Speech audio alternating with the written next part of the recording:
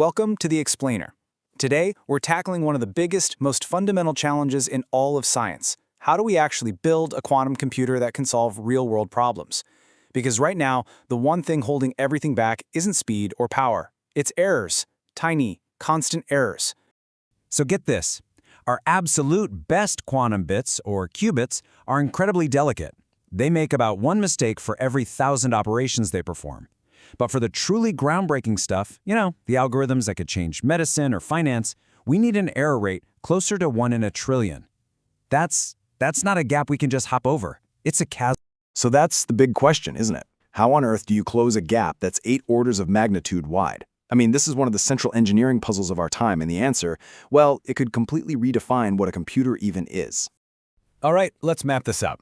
First, we'll get into why quantum information is just so fragile. Then we'll look at the current brute force way we're dealing with it. After that, we dive into a wild new idea, computing with nuts. We'll check out the 2 main ways people are trying to build this, see who's in the race, and wrap it all up at what is really a huge crossroads for the future of computing. Okay, first things first. We have to really understand the main villain of this whole story, the almost unbelievable fragility of quantum information. And this villain has a name, decoherence. The best way to think about it is like a perfectly spinning coin, balanced on its edge, representing both heads and tails at once. Decoherence is anything, a tiny bit of heat, a stray magnetic field, just a little vibration that bumps the table and makes that coin fall flat. The slightest whisper from the outside world can collapse the quantum state, and poof, there's your error. So, that brings us to the current strategy for fighting all that noise. And honestly, it's a pretty heroic effort, but it's a brute force approach that basically accepts that this fragility is just a fact of life we have to deal with.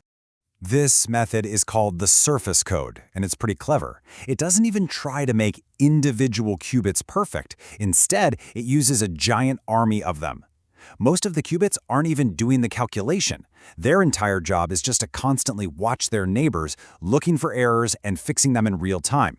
It's a strategy built entirely on massive redundancy. And this leads to a truly staggering problem of scale. To create just one stable, reliable, logical qubit that you can actually use, you might need as many as 10,000 of those noisy physical qubits, all working together just to keep it stable. It creates this huge wall of cost, complexity, and energy that's just incredibly difficult to scale. But what if there was a totally different way? I mean, instead of constantly fighting errors with more and more qubits, what if you could build a qubit that was just naturally immune to them? A qubit that's protected not by clever code, but by the fundamental laws of physics itself. And this brings us to the really elegant, almost magical idea at the core of topological quantum computing. It completely flips the problem on its head. The key insight here comes from a field of math called topology. You've probably heard the classic example, a coffee mug and a donut.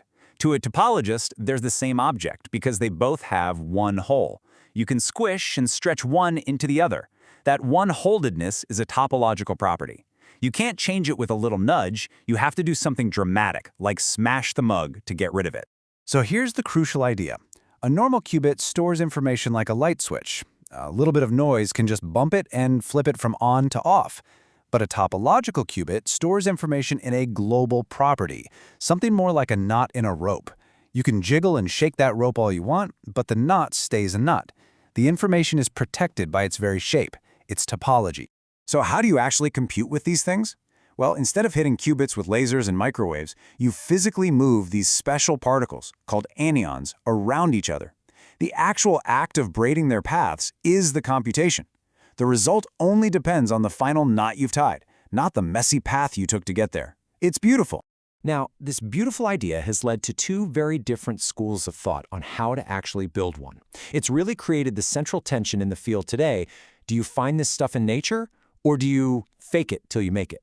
And that really is the great debate. Is it better to just simulate these topological properties using really clever software on the quantum computers we already have, even though they're noisy?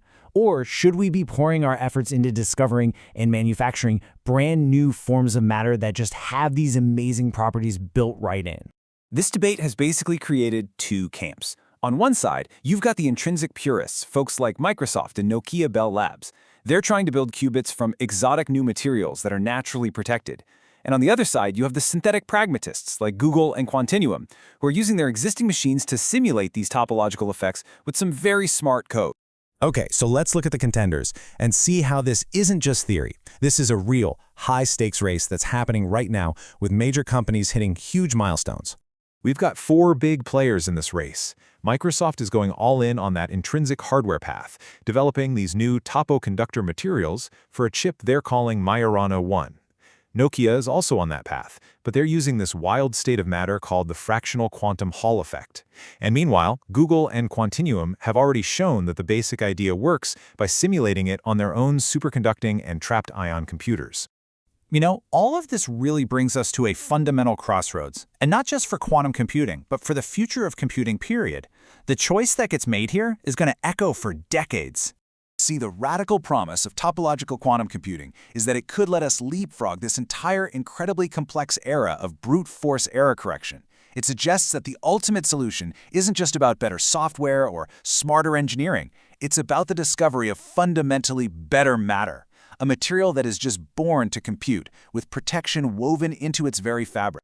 And that leaves us with this huge question. Is the future of computing going to be built on ever more clever code trying to manage millions of fragile little parts?